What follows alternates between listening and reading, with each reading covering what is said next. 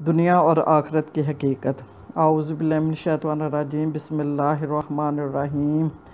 یا رب لک الحمد کما ینبغی لجلال وجہک وعظیم سلطانک۔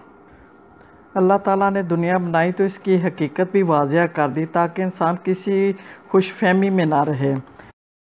سورۃ ال عمران آیت نمبر 114 میں اللہ تعالیٰ فرماتا ہے کہ لوگوں کے لیے عورتوں سے محبت، اولاد، سونے چاندی کے ڈھیر، چیدہ گھوڑے، مویشی اور زرعی زمین بڑی دل پسند بنا دی گئی ہے۔ یہ سب دنیا کی چند روزہ زندگی کا سامان ہے، بہترین ٹھکانہ اللہ تعالیٰ کے پاس ہے۔ اور سورۃ الحدید آیت نمبر 20 میں اللہ تعالیٰ فرما رہا ہے کہ جان رکھو یہ دنیا کی زندگی کھیل اور دل لگی ہے اور ظاہری شان و شوکت ہے، اور تمہارا آپس میں ایک دوسرے پر فخر جتانا اور مال و اولاد میں ایک دوسرے سے بڑھ جانے کی کوشش کرنا ہے۔ اس کی مثال ایسے ہے جیسے بارش ہوئی تو اس میں پیدا ہونے والی نباتات کو دیکھ کر کاشتکار خوش ہو گئے، پھر تم دیکھتے ہو کہ وہ پک کر زرد ہو جاتی ہے اور پھر بس بن جاتی ہے۔ یعنی کہ جوانی آتی ہے تو انسان خوش ہوتا ہے، اپنے آپ کو بڑا سمجھنے لگتا ہے، اترانے لگتا ہے، تو پھر بڑھاپا آن پہنچتا ہے اور پھر دیکھتے ہی دیکھتے وہ انسان مٹی کا ڈھیر بن جاتا ہے۔ اور پھر اللہ تعالیٰ فرماتا ہے کہ آخرت میں شدید عذاب اور اللہ کی مغفرت اور اس کی خوشنودی ہے۔ دنیا کی زندگی دھوکے کے سوا کچھ بھی نہیں ہے۔ اور اللہ تعالیٰ نے فرمایا کہ پس یہ دنیا عارضی فائدہ ہے اور آخرت ہی پائیدار گھر ہے۔ تو ہمیں عارضی زندگی اور عارضی فائدوں کو مد نظر رکھتے ہوئے ایسے اعمال کرنے چاہیے جو پائیدار ہوں، یعنی کہ آخرت میں آگ سے بچا سکیں اور ہمیں جنت کا حقدار بنا سکیں۔ تو اللہ تعالیٰ نے فرماتا ہے کہ بروز قیامت اللہ تعالیٰ ان سے پوچھے گا کہ تم زمین میں کتنے سال رہے، تو وہ کہیں گے کہ ہم ایک دن یا دن کا کچھ حصہ ہی رہے۔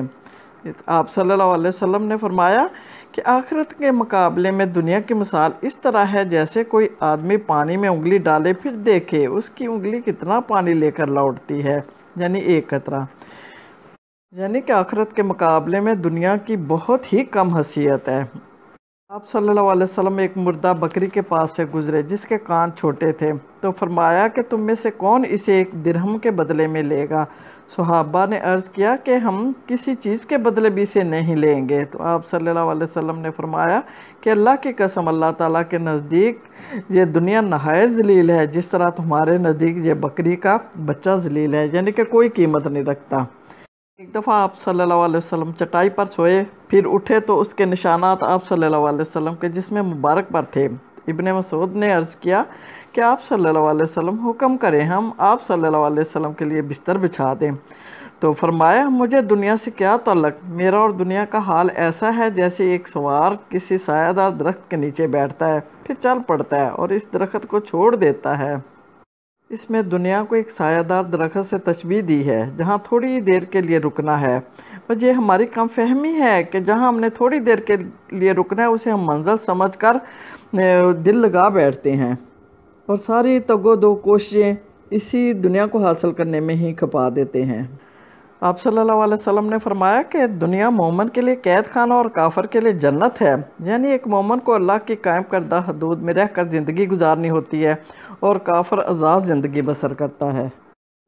آپ صلی اللہ علیہ وسلم نے صحابہ سے پوچھا کہ کوئی شخص ایسا ہے جو پانی پر چلے اور اس کے پاؤں تر نہ ہوں؟ تو صحابہ نے عرض کیا نہیں۔ فرمایا اس طرح دنیا دار شخص گناہوں سے بچ نہیں سکتا، لیکن بچنے کی کوشش کرتے رہنا چاہیے، اور اگر گناہ سرزد ہو جائیں تو اس کے لیے استغفار کرتے رہنا چاہیے۔ اس حقیقت کے ساتھ دنیا کی اہمیت بھی بہت ہے، کیونکہ دنیا آخرت کی کھیتی ہے، یہ دارالعمل ہے۔ آخرت کی کامیابی اور ناکامی کا دار و مدار اسی دنیا کی زندگی پر منحصر ہے۔ اللہ تعالیٰ کا فرمان ہے نا سورۃ الملک میں، اللہ جی خلق الموت والحیات لیبلوکم ایکم احسن عملا، کہ وہی وہ ذات اللہ تعالیٰ جس نے موت اور زندگی تخلیق کی تاکہ تمہاری آزمائش کریں کہ تم میں سے کون اچھے اعمال کرنے والا ہے۔ آزمائش میں سے گزر کر ہی جنت کا حصول ممکن ہوگا۔ اللہ تعالیٰ نے فرمایا کیا تم نے سمجھ رکھا ہے کہ جنت میں یوں ہی چلے جاؤ گے؟ آزمائش کے لیے اللہ تعالیٰ نے انسان کے دل میں دنیا کی محبت، خواہشات ڈال دی ہیں۔ اگر خواہشات اور محبت کا جذبہ نہ ہوتا تو کوئی انسان دنیا کا بوجھ اٹھانے کے لیے تیار نہ ہوتا، کاروبار، شادی اور بچوں کے چکروں میں نہ پڑتا اور دنیا کا نظام چل ہی نہ سکتا۔ اس کا یہ مطلب نہیں ہے کہ انسان صرف محبت خواہشات کا ہی غلام بن کے رہ جائے اور اصل مقصد جس کے لیے یہ جذبات عطا کیے بھول جائے۔ اصل مقصد آخرت کی کامیابی ہے، یعنی دنیا بذات خود منزل نہیں بلکہ منزل حاصل کرنے کا ذریعہ ہے، اس لیے یہ امپورٹنٹ ہے۔ امام غزالی نے بڑی عمدہ مثال دی ہے کہ جیسے آدمی کو کعبہ کی طرف جانا ہے اور راستہ طے کرنے کے لیے اونٹ یعنی کہ سواری کی ضرورت ہے، اس لیے اونٹ کی نگہداشت، خبرگیری، اس کا کھانا پینا، اس کی صحت کی فکر کرنا ضروری اور لازمی ہے۔ لیکن اگر وہ منزل یعنی کعبہ کو بھول کر اونٹ کی ہی خدمت کو لگ گیا، اس کی توجہ اور ساری دلچسپی کا مرکز صرف اونٹ ہی بن گیا، تو وہ اپنی منزل کھو دے گا اور اپنے مقصد کو ضائع کر دے گا۔ تو جو دنیا کے پیچھے چلا وہ برباد ہو گیا، جس نے اسے اپنے پیچھے چلایا وہ کامیاب ہو گیا۔ اللہ تعالیٰ کا فرمان ہے کہ کامیاب وہ جو آگ سے بچ گیا اور جنت میں داخل ہوا۔ پھر اللہ تعالیٰ نے قرآن پاک میں موت کی حقیقت بھی واضح کر دی ہے۔ فرمایا کل نفس ذائقۃ الموت، ہر جاندار کو موت کا ذائقہ چکھنا ہے۔ پھر کل من علیہا فان، ہر چیز جو اس پر ہے یعنی کہ زمین پر ہے فنا ہونے والی ہے۔ اور فرمایا کہ تم جہاں کہیں بھی ہو موت آ کر رہے گی، خواہ مضبوط قلعوں میں ہو۔ اور جب کسی انسان کی مہلت عمل پوری ہونے کا وقت آ جاتا ہے تو اللہ تعالیٰ ہرگز اسے مہلت نہیں دیتا۔ پھر اللہ تعالیٰ فرماتا ہے کہ اور سکرات الموت حق کے ساتھ آ گئی جس سے تو دور بھاگتا تھا۔ تو اور اللہ تعالیٰ پھر سوال کرتا ہے کہ اور جب جان حلق کو پہنچ جاتی ہے کیوں نہیں اسے روک لیتے، حالانکہ تم اس وقت اسے دیکھ رہے ہوتے، تم سے زیادہ ہم اس کے قریب ہوتے ہیں مگر تم دیکھ نہیں سکتے۔ پھر اللہ تعالیٰ آخرت کی حقیقت واضح کرتے ہوئے فرماتا ہے کہ ہم انہیں ایک دن جمع کریں گے جس میں کوئی شک نہیں، اور ہر نفس کو اس کی کمائی کا پورا بدلہ دیا جائے گا اور ان پر کوئی ظلم نہ ہوگا۔ تو یہ جاہل لوگ کہتے ہیں کہ ہڈیاں بسیدہ ہو جائیں گی تو کون انہیں زندہ کرے گا؟ تو کہہ دیجئے کہ وہی ذات اللہ تعالیٰ جس نے انہیں پہلی بار پیدا کیا تھا۔ تو اللہ تعالیٰ اب روز قیامت فرمائے گا بے شک تم تنہا ہی ہمارے حضور حاضر ہو گئے ہو، جیسے تم کو پہلی بار ہم نے تنہا پیدا کیا تھا، اور جو کچھ ہم نے تمہیں دنیا میں دیا تھا وہ سب تم پیچھے چھوڑ آئے ہو۔ ہم تمہارے سفارشی بھی تمہارے ساتھ نہیں دیکھتے جن کے بارے تمہیں بڑا زوم تھا کہ وہ تمہارے کام بنانے والے ہیں، اور تمہارے آپس کے سب رابطے ٹوٹ گئے اور وہ سب گم ہو گئے، اور اس دن کوئی سفارش فائدہ مند نہ ہوگی سوائے اس کے جسے رحمان اجازت دے۔ نہ کسی کو فدیہ لے کر چھوڑا جائے گا، نہ ہی کوئی مددگار ہوگا، اور ظالموں کی معذرتیں کوئی فائدہ نہ دیں گی، نہ ان کی توبہ قبول کی جائے گی، اور تم میں سے ہر ایک کو اس دن پل صراط سے گزرنا ہوگا۔ کان، آنکھ، دل، ہر ایک سے ان کی بابت پوچھ ہوگی کہ کیا کرتے رہے ہو؟ تو کہا جائے گا پڑھ اپنا نامہ، آج تیرا حساب لینے کے لیے تجھے یہی کافی ہے۔ اور میرے فرشتوں نے اس میں کوئی کمی زیادتی نہیں کہی۔ وہ کہیں گے ہائے ہماری کم بختی، یہ کیسی کتاب ہے کہ ہماری کوئی چھوٹی بڑی حرکت ایسی نہیں جو اس میں درج نہ ہو، جو کچھ انہوں نے کیا وہ سب اپنے سامنے حاضر پائیں گے۔ اور جو شخص ایمان لائے نیک اعمال کیے ہم انہیں جنتوں میں داخل کریں گے جن کے نیچے نہریں بہتی ہوں گی، اور وہ ان میں ہمیشہ رہیں گے، ان کے لیے پاک زوج ہوں گے اور ہم انہیں گھنی چھاؤں میں رکھیں گے۔ اور جن لوگوں نے ہماری ایجاد کا انکار کیا ہم انہیں آگ میں ڈالیں گے، جب ان کی کھال جل جائے گی تو اس کی جگہ دوسری کھال پیدا کر دیں گے تاکہ یہ عذاب کا مزہ چکھتے رہیں۔ اس وقت انسان کہے گا کاش تھوڑی سی مہلت مل جاتی تو میں صدقہ کرتا، نیک اعمال کرتا، مگر اب یہ موقع ملنے والا نہیں ہے۔ اور اللہ تعالیٰ فرما رہا ہے کہ اے لوگو ڈرو اپنے رب سے کہ قیامت کا زلزلہ بڑی ہولناک چیز ہے۔ وہ دن ایسا ہے کہ تم میں سے کوئی چھپ نہ سکے گا۔ انسان کہے گا کہاں بھاگ کر جاؤں؟ پس بھاگو، تم نہیں بھاگ سکتے، اور وہاں موت کا مزہ بھی نہیں چکھیں گے، یعنی کہ جو موت انہیں آگی بس وہی موت ہوگی، اور دین اسلام کے علاوہ کوئی طریقہ اطاعت کا قبول نہیں کیا جائے گا۔ دنیا، آخرت اور موت کی تلخ حقیقتیں ہیں، پھر بھی اللہ تعالیٰ فرما رہا ہے کہ یہ لوگ دنیا کی زندگی میں ہی خوش ہیں، اور تم دنیا کی زندگی کو ترجیح دیتے ہو، حالانکہ آخرت کی زندگی بہتر اور ہمیشہ رہنے والی ہے۔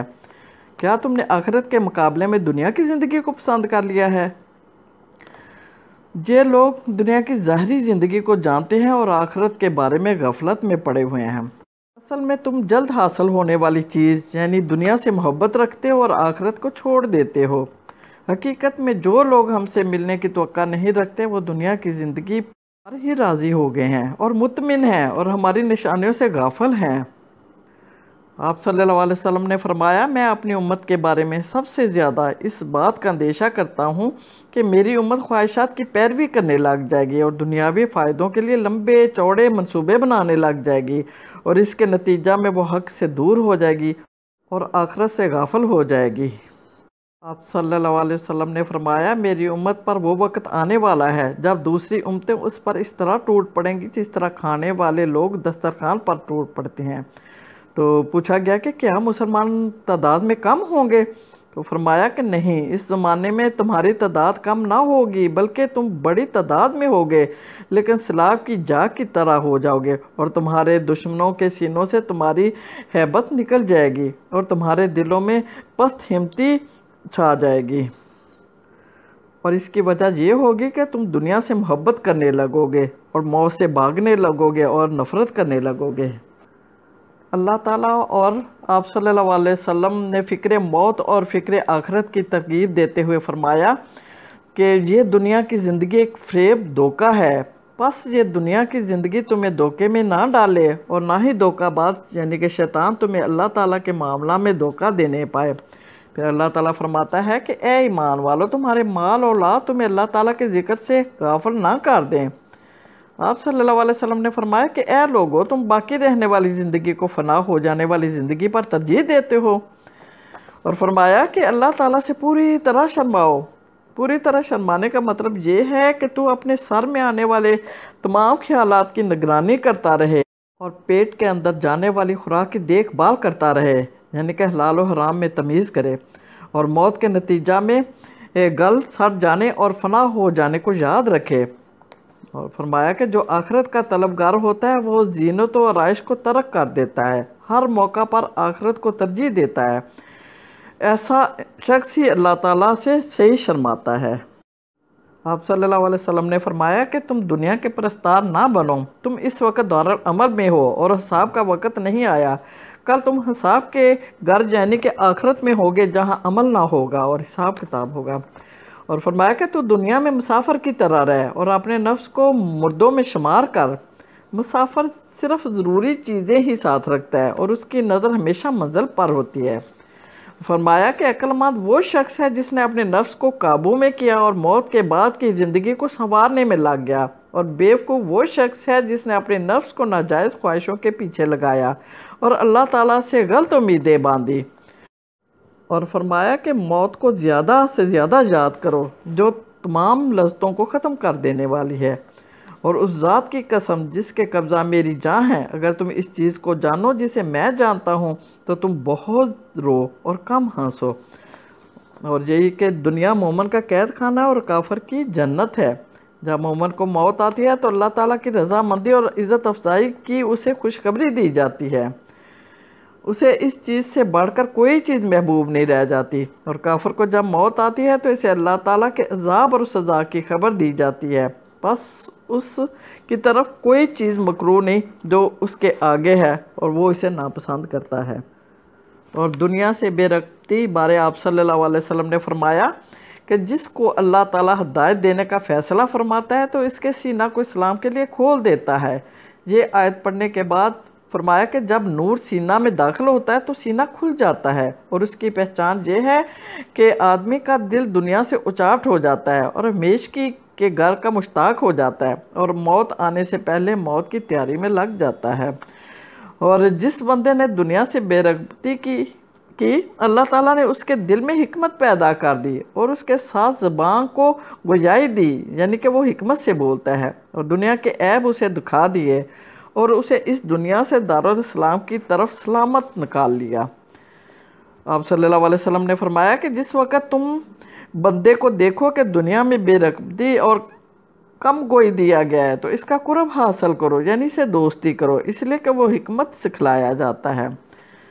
ایک شخص آپ صلی اللہ علیہ وسلم کی خدمت میں حاضر ہوا اور عرض کیا، یا رسول اللہ صلی اللہ علیہ وآلہ وسلم، مجھے کوئی ایسا عمل بتائیے جسے کرنے سے اللہ تعالیٰ مجھ سے محبت کرے اور لوگ بھی۔